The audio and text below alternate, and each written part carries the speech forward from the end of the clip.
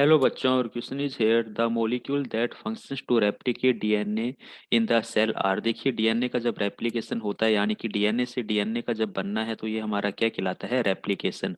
और इस रेप्लिकेशन के अंदर जो मेन हमारे पास में एंजाइम होता है वो होता है डीएनए पोलीमरेज एंजाइम्स। कौन सा होता है? डीएनए पोलीमरेज एंजाइम्स होता है। ये एंजाइम्स क्या करता है?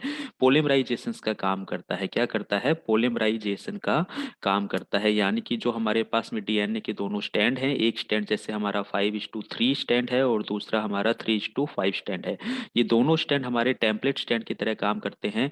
और क्या होगा, जो थर्ड एंड हमारा, ये दोनों स्टैंड रेप्लिकेशन के टाइम क्या हो जाएंगे? सेपरेट हो जाते हैं। और सेपरेट होकर ये क्या करते हैं, जो हमारा 3:5 स्टैंड है और एक 5:3 स्टैंड है, तो ये अपने नए स्टैंड का फॉर्मेशन करते हैं। और ये जो नया स्टैंड होता है, ये हमारे क्या होता है, दोनों स्टैंड के टाइम, जो हमारे पेरेंट स्टैंड है दोनों के दोनों, उनके अपोजिट डायरेक्शंस के अंदर इनका सिंथेसिस होता है। और यहाँ पर हमारे पास में रॉ मटेरियल की फॉर्म के अंदर हमारे पास में, जैसे कि हम बात करें, हमारे पास में न्यूक्लियोसाइड ट्राइफॉस्फेट होते हैं। जैसे कि हम बात कर रहे हैं डीऑक्सी थाइमिन ट्राइफॉस्फेट है, या हम डीऑक्सी एडिनोसिन ट्राइफॉस्फेट है, ये न्यूक्लियोप्लाज्म में प्रेजेंट रहते हैं। ए हमारा टी से जुड़ता है, सी हमारा जी से जुड़ता है। तो ये जो हमारे पास में रॉ मटेरियल है न्यूक्लियोप्लाज्म में प्रेजेंट रहते हैं।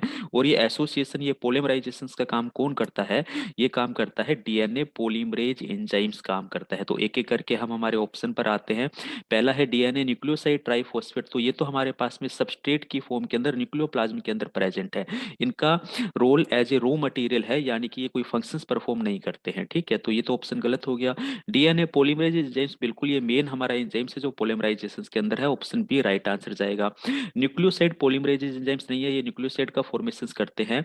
ये हमारे रेप्लिकेशन के काम में नहीं इन्वॉल्व होते हैं। तो ये भी ऑप्शन गलत हो गया। डीएनए एजेज एंजाइम्स भी हमारा डीएनए को लाइसिस करने के काम आता है, सिंथेसिस करने के काम नहीं आता। तो ये भी ऑप्शन गलत हो गया।